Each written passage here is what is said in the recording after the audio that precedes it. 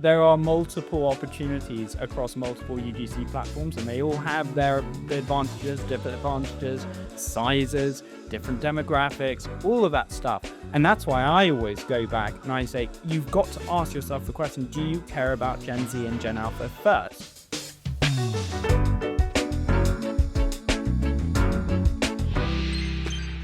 It's Brands in Play, your favorite podcast about immersive marketing. I'm Nick Hill, co-founder and chief innovation officer at Sawhorse. And I'm Alan Priou, Insights and Partnership Director at GEEIQ. This week on the show, CBS officially cancels The Late Show. American Dad invades Call of Duty. Fortnite changes its algorithm to reward new creatives. And we discuss IP licensing on UGC platforms. And if that wasn't enough, I also do a review of the new Venmo Everything game on Roblox. Show me the money. Then later, we'll be speaking to Charles Hambro, co-founder and CEO of GEEIQ and SideMode, my boss. Charles is a thought leader in the space, and I can't wait to have him on the show so he can tell us more about GEEIQ, how he sees the industry evolve thanks to our data platform. And if you haven't already, please remember to subscribe and drop a comment with the hashtag #BrandsInPlay. Okay, let's dive in. Alban, what's up? Yeah, very well. How are you doing? Doing well. Busy week, lots of cool news. So let's jump in. Let's jump in. So first story for this week is Epic updating the Epic Pick selection. So as we know, I think it's always been a bit of a holy grail for developers to be part of this Epic Pick. For those of you who don't know, it's a selection that is made by Epic that gives you front and center on the thumbnail and landing page of Fortnite, and essentially provides so much visibility for any developers. Sawhorse, a few of your creations on Fortnite have made the Epic Pick. So as we know, this is something that's very convoluted at the moment, but they've changed the selection criteria to make it a lot more beneficial for developers that are creating islands that are non-shooter games and are creating different kind of storyline to be more highlighted. And I think this is great. So there's 3 criterias that will allow you to make the Epic Pick criterias now, which is 1, leveraging their social features. So this is anything that has to do with bubble chats, anything that essentially any experiences that is going to allow and promote social connections is going to be promoted there. Anything that has to do with their feature device, and the other one is the action RPG map. So again, another gameplay that has been launched recently. And I think this is like really good for 2 things. And you'll let me know your thoughts as well, Nick.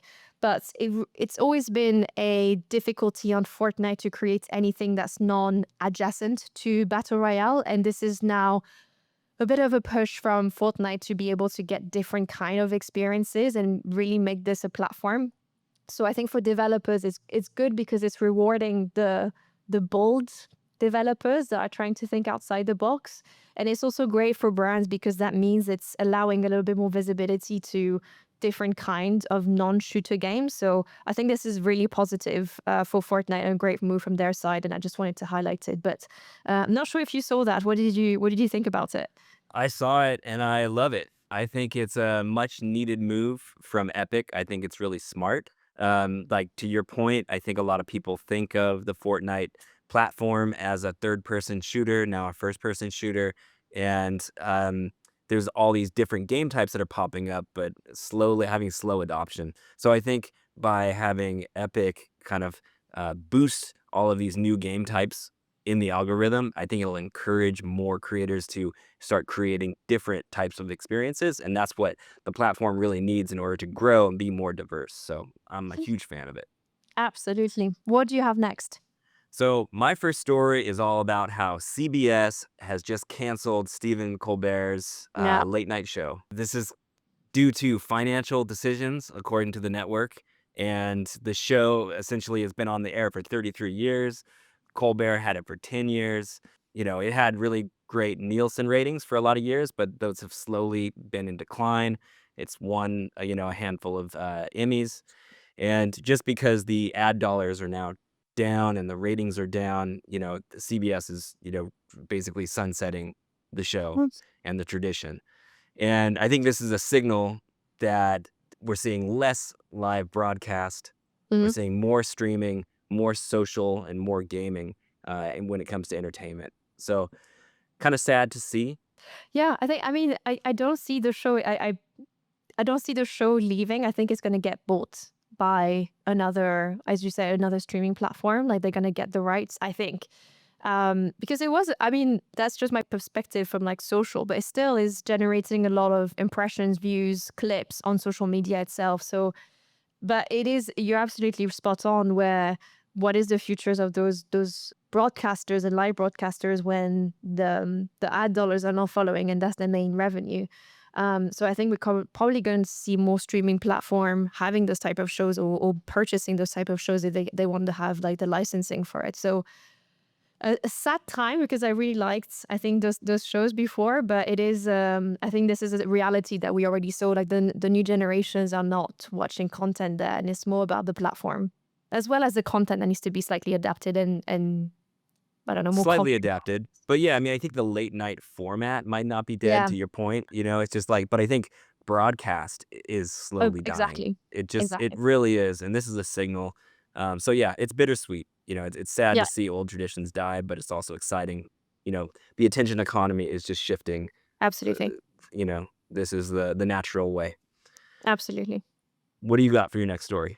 So the next one is really exciting. So it's something that I think you and I, Nick, have talked on Fortnite, but this is a first on Roblox. They've launched this week their new IP licensing platform. So very similar to the model that we've seen Fortnite take. They now have an IP licensing with Lionsgate, Netflix, Konsanda, Sega, sorry, as well. So really exciting IP like Twilight are on there. So is Stranger Things, as they have their new season coming up. So no surprise to see entertainment IPs having those licensing, but I think I wanted to highlight this and have a little bit of a debate with you. Because for me, there's a real paradox between those IP licensing deals and the nature of UGC platform, which kind of relies on creators, the community to take their spin on IPs. And to me, this is any type of experiences that is taking an IP is earned media for them. So it is benefited as long as it's not derogatory. Sorry. I feel like this is great marketing. This is earned media for a specific, IP that's launching for Stranger Things, for all of that. And I think my fear by having those control, like in some of the Roblox IP licenses, up to 50% revenue share. And we just know how like from cost resources you need to have when you're launching a game. So is it even going to be worth it for some of those IPs? And I think the other side is that you're going to limit a lot of creativity that is potentially actually going to remove and discourage a lot of the developers. So you might have less earned media on the back of that. And all you might get as an IP owner is potentially a fraction of some of the monetization that those developers are making. But as we know, only the top games are making a lot of revenue. And those really passionate developers that are just making a game because they love your IP, you're not going to make money out of them. So I just find it a little bit paradoxal, this type of format for UGC platform. But I wanted to hear your thoughts on your end, because I know you work a lot with entertainment IP as well. Yeah, I mean, I agree with what you're saying, and also the reality is it's the law. This is copyright infringement, and these Yes, laws exist in the no. world. So it's like you can't like ignore this, right? It's like I agree with you. Like I want to see more artists taking creative freedom, building stuff, celebrating the IP, and I agree all the studios are benefiting from an awareness play, right? Fine, I totally agreed. But at the same time, like it's unfair for a young creator to create a simulator game and slap like Spider-Man on it and make a ton of money and have the Spider-Man IP owner be like, hey, they can't touch any of that, I think we should have a proper, because this is going to take a lot longer than expected. Because to me, this is the same. Like otherwise, they should ask any creator that's doing a parody. I'm thinking about Twilight specifically, that the film itself was not a great success. I think why it has a relevancy on Roblox today is because there's been so many spin-off, so many memes on social. It's the community that made this IP relevant so that they have actually a space that's not weird Yeah. on Roblox now. But they never went after those creators on social media when they were creating those parodies, or even like for like recreating scenes or commenting on scenes that they were watching of the film. So I think if you're all for the earned media that you get on TikTok and social media, then why are you penalizing developers on other UGC platform? That's a great point. Definitely a great point. And I feel like just because they have this current model on Roblox, it doesn't mean it's going to work. This 50/50 rev share. It's Exactly. it, I think I we're either going to see less of just IP in general because it's discouraging, or we're going to see more bootleg and people going around as much as they can the limits of what the yeah, IP infringement is allowing them to do. but I feel Um, like, this argument has a long way to go. yeah, yeah, This yeah. I is think we're like at the a very baby start. step, and then here's a rule. How's the community going to react to it? Yeah. This is not the end all. This is just I just one find it, chapter. yeah, I just find it very old-fashioned licensing deals that like those IP and entertainment IP used to have with the big developers, like the type of licensing that they would have with Ubisoft to then create a massive game on the back of that. This is a different, like they shouldn't approach this the same way because this is, I don't know, this is It's a a different different type. beast. Yeah, Time will just tell. different model. So yeah, time will tell. But very interesting conversation that I'm looking forward to deep dive more with you at some Yeah. point. And also, What's it'd your be last? great to start interviewing, some people Yeah, who take advantage of this, yeah. developers, and like get their point of view, which we will Mm. have on the show in the future. Okay, sounds good. Um, Let's do that. What's your last story? so my last story is all about how American Dad has invaded Call of Duty. So the famous animated American sitcom show from Seth MacFarlane, his characters are now available in Call of Duty, Black Ops 6, and Warzone. And so there's new characters, there's new weapons, new blueprints. Call of Duty also did a recent partnership with Beavis and Butthead, which is Mm-hmm. another famous cartoon. And this is part of this whole trend that they're doing, which is COD tunes that it's starting to trend on the platform. And what I found really interesting was that it's gotten mixed reviews and a lot of bad reviews. And so the players see this and they're kind of rejecting it. And if you look at it, it looks really weird because fans of Call of Duty, and I used to play a lot of Call of Duty myself, it used to be a very like realistic kind of Yeah, war combat historical. game, historical, and then it kind of jumped into the future and got a little crazy, but at the same Okay. time it's all very like combat focused. It's Yeah. very, you know uh, they don't like there's not a ton of fantastical lore in Mm-hmm. this. It's very kind of like down the barrel, to use a gun analogy, I guess. But essentially it's you know I think what's happening here is the game itself, a AAA title, is starting to like branch out and see itself kind of like a UGC gaming platform, Mm-hmm. like a Roblox or a Fortnite. And they're saying, well, we can put any integration into here. We can put any branded into here. And I think that some of the communities standing up saying, no, you can't. Like, don't mess with my IP. This is too Mm. wacky. I don't need to see Beavis running down, with an AK-47, or, the American Dad characters. So I don't know. I think it's fun. It looks cool. It's wacky. Um, but maybe it doesn't belong. Maybe it's gone too Yeah. far. What do you think, Alban? I haven't seen it, but I think from when I was at Havas, I worked on a pitch for Call of Duty, and I remember that it was very historical grounded. But I've never played Call of Duty. That's not my realm. But I can see how, I think it's probably because it's an animated character that also it's also two different artistic style. Because I think we've seen some integration being like well received, or at least it was so fun. Like I know that the wasn't yeah, it was Nicki Minaj, right? That was on there as a skin, and I Yeah. think because it was so funny and so like her and her character and like the voiceover as well was really amazing. That actually I think it was pretty well received because it was hilarious. But I can see how maybe the IP is not fun enough to like do that. And also the art style, if it's a cartoon, I don't think I would like it in my like hyper fidelity game. So I Yeah. think it's like that paradox between the two that I think can feel a bit too much. Yeah, agreed. And I feel like this is what we're talking about with like the metaverse, right? It's like Call of Duty is a AAA shooting game title. You can't just open it up and like make it as free and crazy as like a metaverse No, platform. exactly. You can do that in a Roblox or a Fortnite. And so I think this is where this integration may have gone too far. Yeah, I mean, there's gonna be brands like that are relevant depending on like which period they're doing, but I can see, um, I don't know, like legacy brands being on Call of Duty or like really like I don't know, Jaguar or Land Rover, like any that like were there at the time. As long as there's like a bit of that association, a bit like what Ubisoft has done in the past, like having partnership with the post office because that was the only like the only business that was already there at the time of the latest game.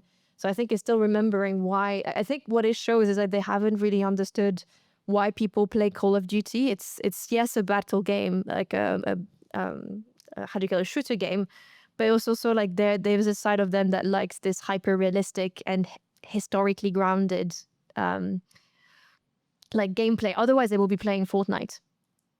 Yeah, good point. And they can play Fortnite. It's another Exactly. game. It's over here. So Don't try to be what you're not. yeah. Absolutely.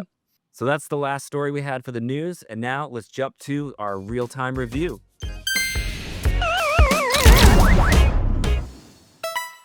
Okay, so for this week's real-time review, I jumped in and played the new Venmo Everything Roblox game created by Polycount. Mm-hmm. And so Venmo is a social payment service app, mostly available in the US. Do you know Venmo? Nope, no idea. But Do you like, guys have a social, sort of payment service app that you use in the UK? the only thing I can think of is probably like Revolut or Monzo. Is that No, we don't no? have it. What about PayPal? Do you have that? Yeah, PayPal. But PayPal is not. It's complicated. I find it to like it's not Well, easy to use. PayPal owns Very owns much. this app. Okay, So gotcha. they own Venmo. And yeah, so this is Venmo's first Roblox experience. It's their All first right. time on the Okay. platform. And the game itself, the core loop is essentially it's a social game, all sort of revolving around quests and scavenger hunts and having the players the ability to receive money and send money to Mm-hmm. different people in the server. And the incentive system behind it is all free UGC, which we know works really well. Works really well. Yeah.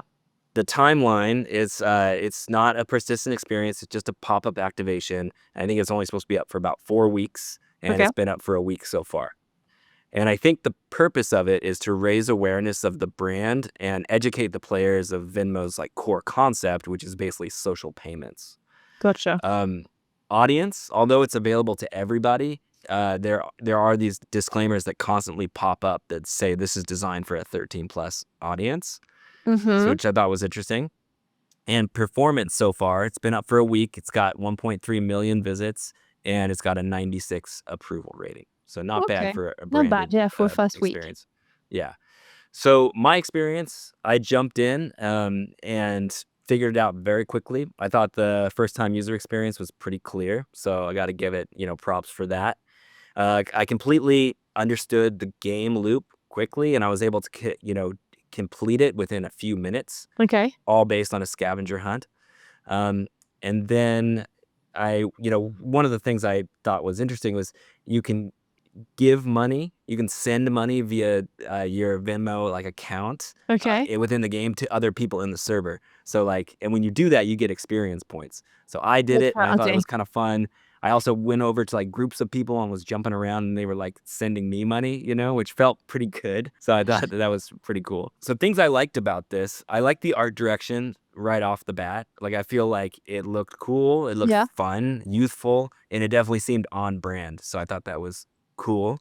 Also the social giving concept, also fun and rewarding. Yeah. Yeah. Yeah. And then, I thought that it was smart because it basically mimics the brand ethos of the functionality of the app itself. So if you were a young person doing this, you would understand like what Venmo is coming away from Gotcha. this. And maybe you would download the app or when you're old enough, whatever, you would use it. So I think it's successful in that way. Things I don't like, I didn't feel like the game is that deep. There's not that much you can do.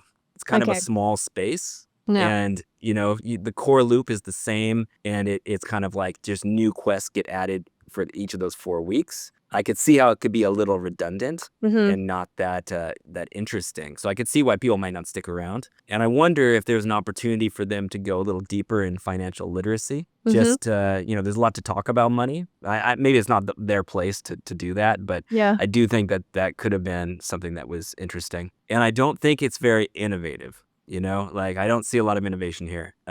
They use the traditional game modes on the platform, which I Right. think is cool, and we know it works, and that's why we're seeing the positive numbers here, so it makes sense. But it would have been awesome to see them connect the real world app to what's happening within Roblox. Maybe you can verify some performance in either place and then get rewarded in either place. Yeah. So I think that would have been interesting to see. I don't know. Did you have a chance to check out this game? So I haven't, but I think from your description, I'm already thinking what might other financial like similar business might ask. So is this the first time that we're seeing this kind of businesses as well coming on the platform, like financial? It seems a bit foreign maybe for a financial entity to think we should be on Roblox. Is this like something that maybe the community resonates with? Surprisingly, I think this is like the financial vertical, right? And Yeah. I would think that like, oh no, nobody wants this, but like TurboTax has done this, Fidelity has done this, both on Roblox and Fortnite, Yeah. and they've had experiences that have gotten a lot of engagement. They could be successful there. I don't think the community is like super anti the finance vertical. Like I think No, if you I do it agree. right, I agree. you can definitely, make impact on the platforms. Yeah. And I think maybe the opportunity there for them is I think we all know, and it's probably like there's probably a stat somewhere that's once you convince, like, people rarely change banks or rarely change their financial like ecosystem. So once you have them, it's quite bad, but once you have them very early on, then they might become like first customer when it's time, when they're like, I don't know how old you have to be in the US to open a bank account, but that they might think about your financial services because you were able to target them where they were. I think it makes total sense because, yeah, it's top of mind when you're getting that first credit card Yeah, or you're getting your first insurance, right? Like, exactly. you're just going to be like, I don't know what's going on. Like, I don't know what companies are out there. I played a State Farm game on Roblox, That was quite 3 cool. years ago, and Exactly. it's like, maybe I'll get State Farm. So I Yeah, don't or know. I check think them it's out. really I guess. smart for these brands to be doing that. And Yeah.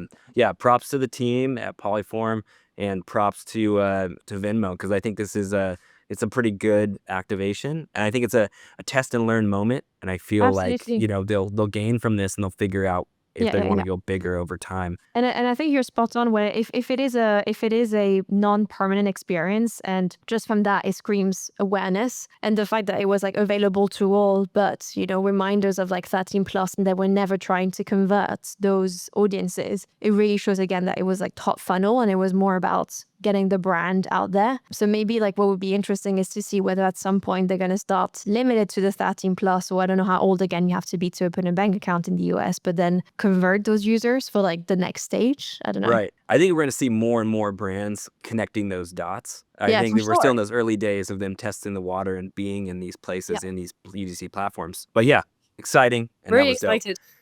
I think now we can jump to our next segment. We have an awesome interview with Charles Hambro, CEO of GEEIQ. I'm excited to chat with him. So let's go to the interview. Let's go to the interview.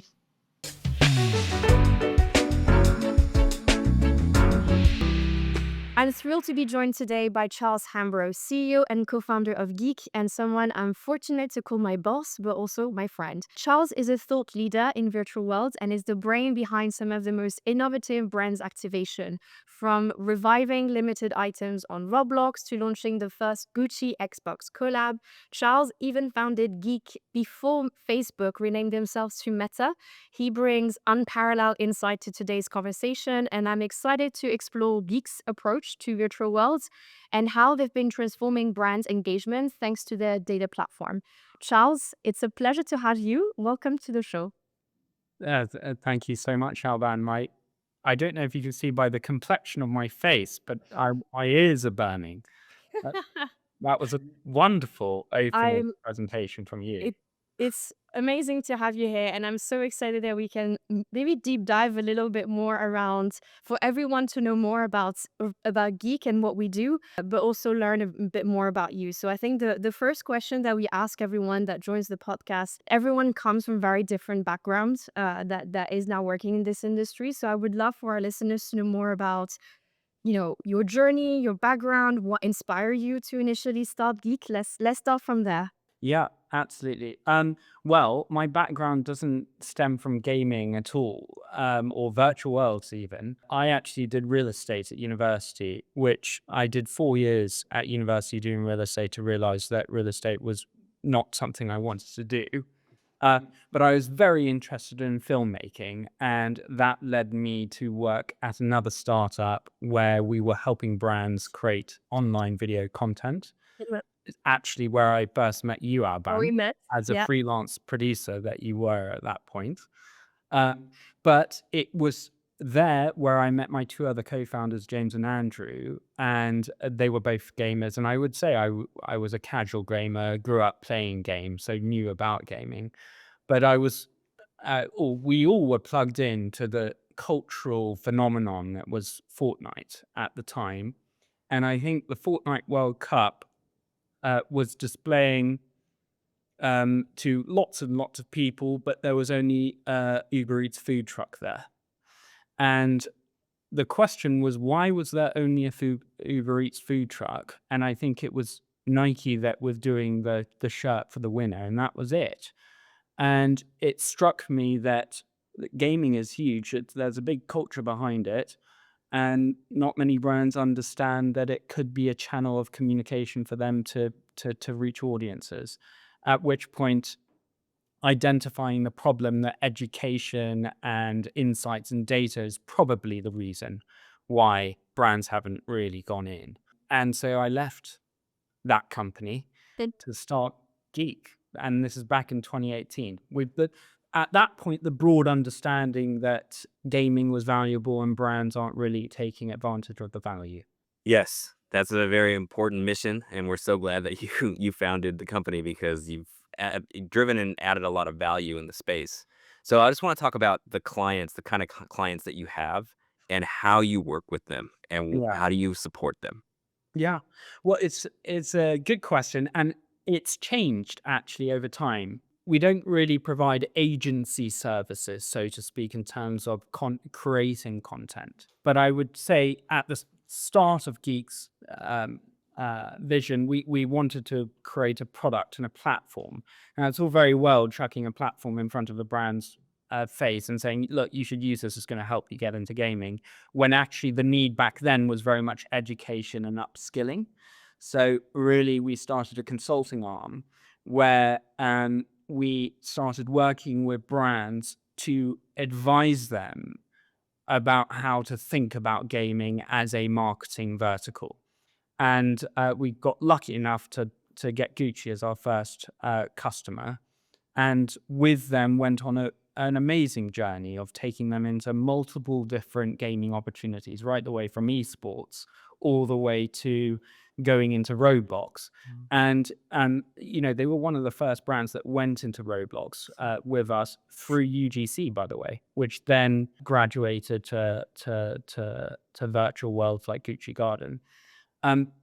We expanded into other fashion brands, and then went into retail with Walmart and now media and entertainment and so many different brands that enter the space. But what we do for them has evolved and changed in terms of, for the brands that are new to the space, we are still doing that education upskilling, but the brands, of which there are many that are already involved in virtual worlds, we are providing that measurement framework so that they can contextualize the data that they're getting back from virtual worlds. Because what we think the real challenge is today is many brands go in, they get millions of visits, which is really amazing, and they have an intuition that millions of visits is valuable. But how do you contextualize that value in comparison to what the brand is spending elsewhere and what they're getting back elsewhere? And that's really our focus. And we do that, of course, through the amazing geeks that we have in the company and helping these brands, but scalably and even more importantly, we do that using the technology that we've devised and created. Mm-mm. And I think what's really interesting is that Geek was founded, before there was this metaverse and I Yeah. guess gaming buzz. I love maybe for you to give us a bit of insight of you've been in the industry for quite some times. Have you seen, I guess, brands shifting a little bit the way that they activate within the space, while maybe pre-meta or even a few years ago, what were the type of activations that brands were doing at the time, and now what type of activation are they doing? Yeah. Well, it's a good question, and I'd like to hear your thoughts on it, Alban, and you too, Nick, because you probably experienced brands changing the way they're approaching gaming. From my perspective, gaming was viewed very broadly in terms of they didn't really know the difference between a user-generated content gaming platform like Roblox and Call of Duty. So first off, they understand the difference now, and they understand that Roblox, Fortnite, Zepeto, Rec Room, Minecraft are platforms of which there are multiple experiences, and that actually something like EAFC or Call of Duty is a AAA game at which you have to do a traditional partnership to be in those environments. Big difference. Um, in terms of the way they're activating, I think the metaverse hype was really wonderful because it shone a light on the opportunities in virtual worlds. But the hype is firmly over now. I mean, it's pretty obvious that every brand that's going in, the objectives have changed. Yep. Because the objectives used to be, we want to be the first to do X, or we want to look innovative, and this is going to help us look innovative. And the return we're going to get is perception through press and PR, really. And the bonus points is going to be the number of visits and the number of people that entered the space. Now it's actually, well, you know what? I don't actually care about gaming very much. I care about Gen Z and Gen Alpha, and I am spending X amount in traditional verticals to reach Gen Z and Gen Alpha, and I'm getting Y back for that X. Now tell me if Roblox is going to give me a better return on my investment for whatever it is I'm trying to get from Gen Z and Gen Alpha and traditional methods. And that could be brand marketing where it's more sort of top of funnel, or it could even be bottom of funnel marketing, which is more performance based. But I'm sure, Nick, you came onto the scene, and I remember it very well with the smash hit Allo Yoga, which is an owned world. And it was absolutely such a beautiful experience and such a brilliant example that still herald today as a sort of the right way for a brand to activate. But that was an owned world and a persistent space. And what we're seeing right now, or the data is at least suggesting this, is because it's moved to marketing teams, the teams inside brands are more campaign orientated, which either lends itself to a limited time owned world experience or an integration where you're going into an already existing experience. I'll say one more thing before I ask you what you think, if you agree with that or not, is the wonderful point about that is if you attach it to a sort of mixed media campaign where they're activating in traditional media and social media, then the results you can start to compare very easily, which helps with justification to do it again. But I don't know, going from Allo Yoga, Allo Sanctuary's virtual space, which is persistent, that's still going, have used, more brands are doing that, but there are other brands that are doing integrations, right, Nick? Yeah, I agree with everything that you just said. And I think we are seeing less owned persistent experiences by brands Yeah. because it's so difficult, to keep the upkeep and keep users engaged. Yeah. Brands have to keep figuring out how are we adding more content? How are we speaking with the audience? What changes are we making over time in order Yeah. to keep that conversation going? And a lot of them don't have, dedicated gaming experts on their marketing teams to be able to do that. So I agree. I think we're seeing a little less of that. And I think we are seeing more campaign-based activations, Yeah. whether that be a pop-up experience that they own and then they sunset it after a month, or they do an integration into another Yeah. game.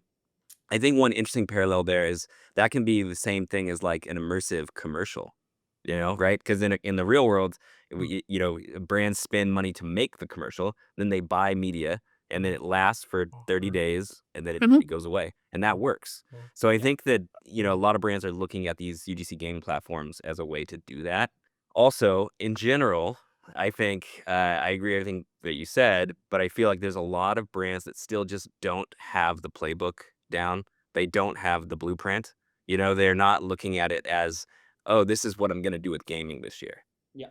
Yeah. But I do think that almost across all verticals, they see the value of the space, and they think that we should be here in some way, shape, or form.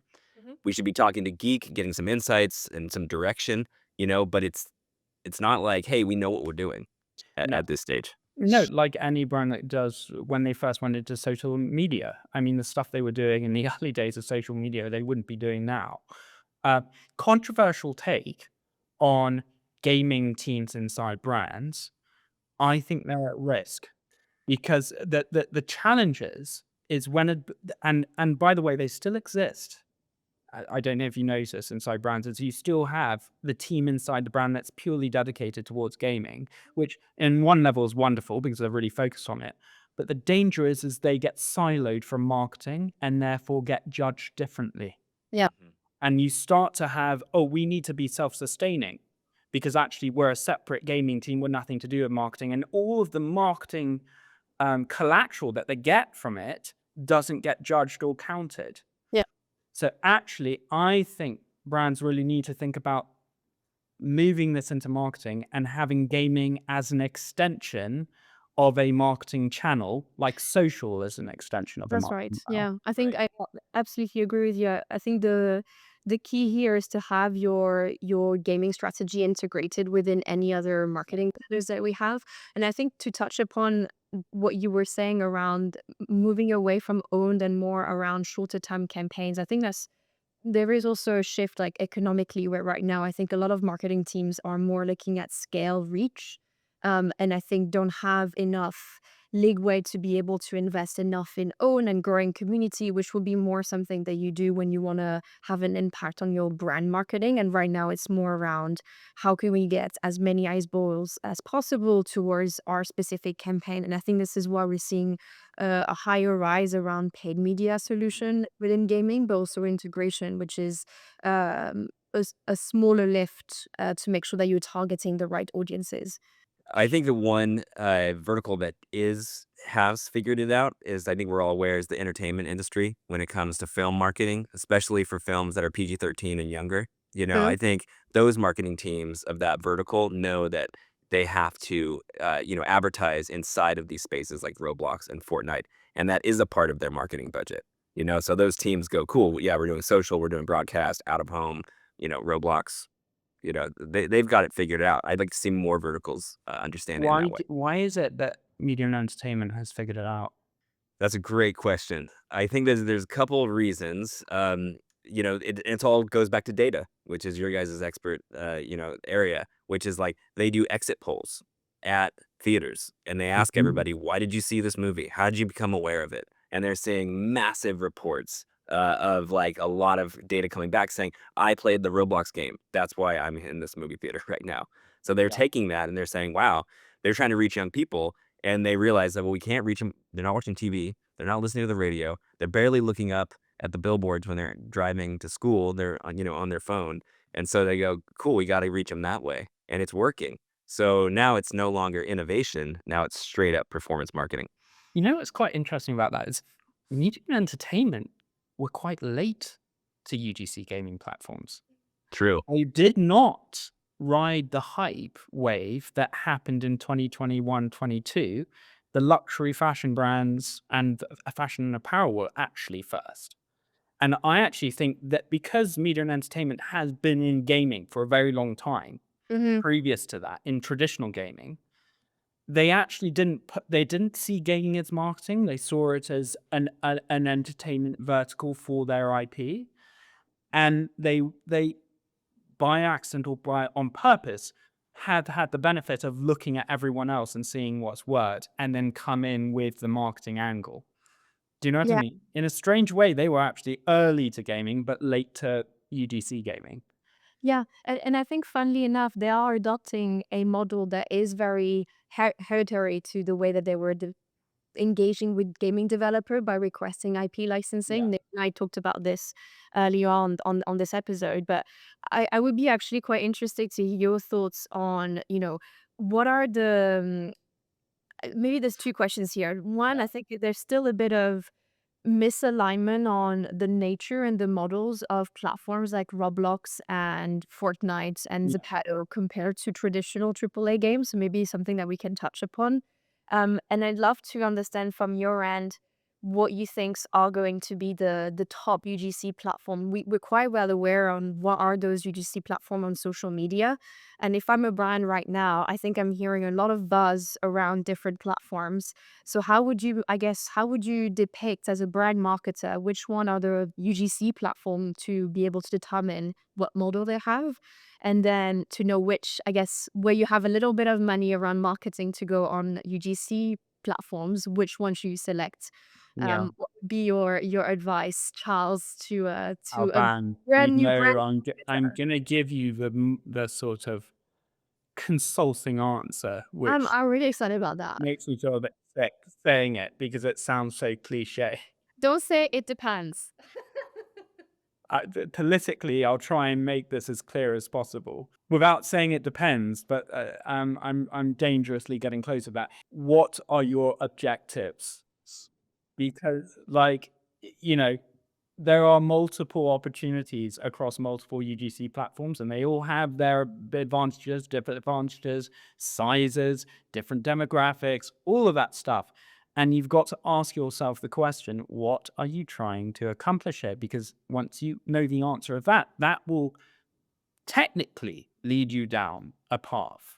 Mhm, And it's a multivariate analysis of what are you trying to do. And that's why I always go back and I say, you've got to ask yourself the question, do you care about Gen Z and Gen Alpha first? Because if the answer is no, then it's a dangerous thing to go into immediately, right?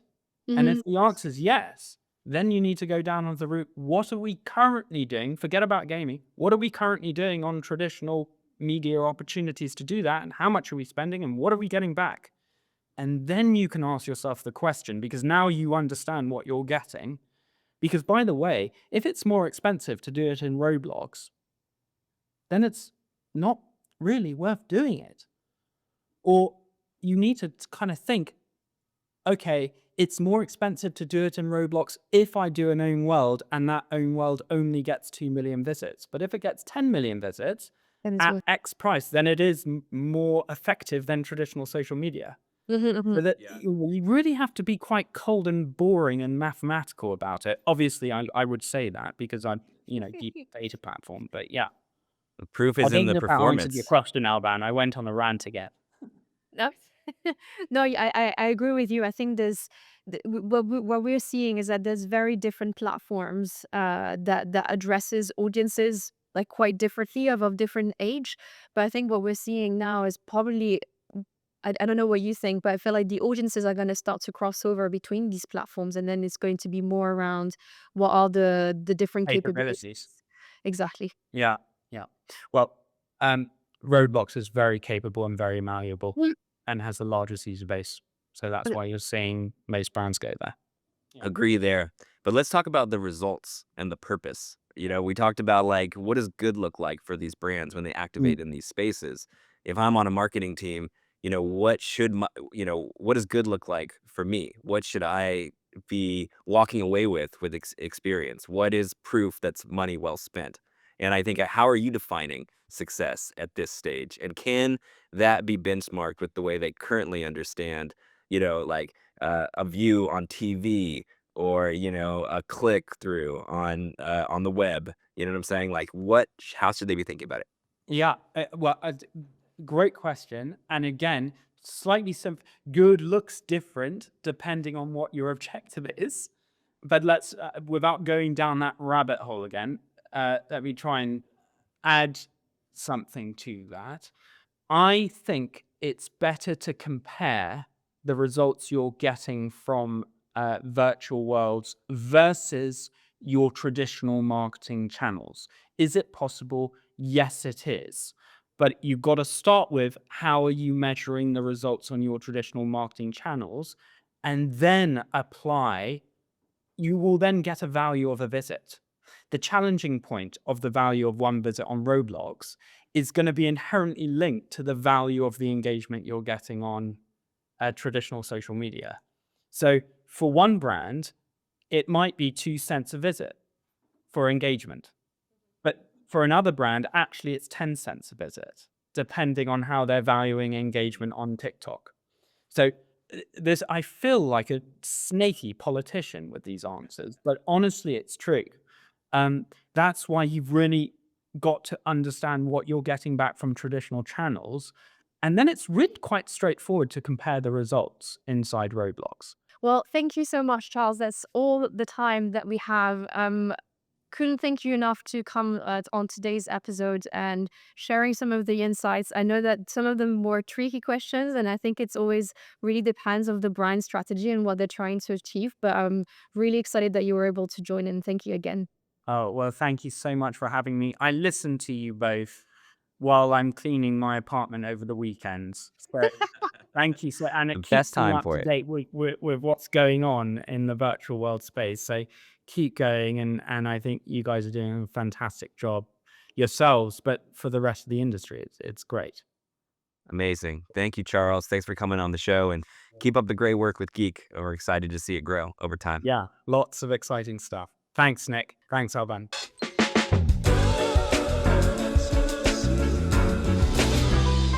And that was it for our interview with Charles. I hope you liked it. I mean, on my end, Nick, I am going to be incredibly biased. He is my boss at the end of the day. And it's always a pleasure to have him talk more about his thoughts about the industry, but also explain more to everyone what Geek does. So a real pleasure to have him on the show this week. Yeah, I really appreciate Charles and what you guys are doing over at Geek. And I think that from a high level, you guys just help brands understand the space, and you help benchmark value to traditional marketing. And that is so needed. So I'm just bullish on your guys' operation. And I hope that, more and more brands, dive in and use the service, because it is Yeah, beneficial. thank you And so much. yeah, for sure. And a big shout out to Charles, because he saved me one night in London when I was out there for Seg 3, and I had to Didn't get home. This is after, one of the dinners, and I had to get home. My phone died. I didn't have any cash on me. And it was late. I was like, dude, can you just help me get there? And he put me in a cab. He delivered me to my place. And Oh, I always appreciate that. what a gentleman. Amazing, Charles. Well, let's jump on to our next segment, which is a new segment that we're running Yes. out. It's called Hit, Misfire, and Prediction. So we're going to trade off each week. And this week, Alban's going to go first. She's going This to talk to us about her 3, and I'm going to react. So without further ado, let's go to Hit, Misfire, Prediction. Let's go. Let's get into it. So, the first one, hit. So I'm not sure if you've seen this, Nick, but I think it was the first time that we've seen Louis Vuitton diving into the anime, and I think this is something that we've seen on the rise for the latest perfume. So I Yeah. love that. I really love that. I thought it was a great creative, really great storyline, and something that people wanted to engage with. Yeah, I definitely think it's a smart move. Yeah, It's so simple. Everyone knows anime. Young people are watching it. They understand exactly. it. Most connect with it. So to see a brand lean in, I haven't seen any of it, so I can't judge the quality, but from a strategic move, definitely smart. I agree. Yeah. What's next? The miss is, I mean, you would have seen this, I hope, but it's what's happened on the Coldplay concerts with a software company CEO. I don't want to say his name because actually I think this is really bad for other people to say his name. So I don't want to say his name. We've all seen the footage. Him wrapping his arms around their head of HR. And obviously, this has gone viral on social. So this was a miss from The memes are so good. I know. I think I find it's a miss on all level. It's a miss on obviously don't take your head of HR and have an affair with her because that's not great. But then I think what I hated the most was actually people, putting his LinkedIn and like putting his private life, finding his wife, all of it was just like, that was a miss on every level. So putting that out there, although I'm not helping because I'm bringing more visibility on this, but I think we've all seen it on Instagram. So that was my miss for this week. I agree. Haters gonna hate, but it's definitely, don't do You don't that need to stuff. put more fire on this. This is already a really bad situation. He sent a press release, but now he's gonna lose his job, and it's like the whole. I think The whole thing is a lot whack. of brands. There's like IKEA Singapore. Check him out. Check them out there on their Instagram. But they've done a lot of like the reactive posts about it. Very funny. There's been a lot of brands doing it, but I just miss all throughout. And then my last thing on the prediction side, I'm currently watching the Tour de France Netflix series, so very similar to what we've seen the F1 doing. And a prediction that I have is that more brands are actually going to start thinking about how they're going to be able to tap into the Netflix scene. And if there were a film or if there were a documentary, how would they do that? And we've already seen L'Oréal Paris doing this and thinking more about their brand from like an entertainment standpoint. So yeah, I think that's my prediction, is that we're probably going to see more brands tapping into what F1 has done or what the Tour de France is doing, and more thinking about, could they do a series around their brand, or could they do a documentary to make people more like fan of the brand itself? I agree with that prediction, although I will say I think that stuff is easier said than done. I Oh, think F1 did 100%. an Not every awesome brand job. can do this. Right. But it's like, that stuff does excite me, and I think we will see more. I just don't think we're going to see a ton, because I don't think it's as easy to connect all of those dots. I don't know. I think for now it's probably more the sports entities. Balenciaga, no, it's not Balenciaga. It's Margiela has just done one. So we're seeing more like luxury brands that like a Maison that has like years of legacy. But I wouldn't be surprised if we would see like a Lego coming up, or those really big big IPs. Well, I'm here for it. Yeah, I think that's what we're going to But see more.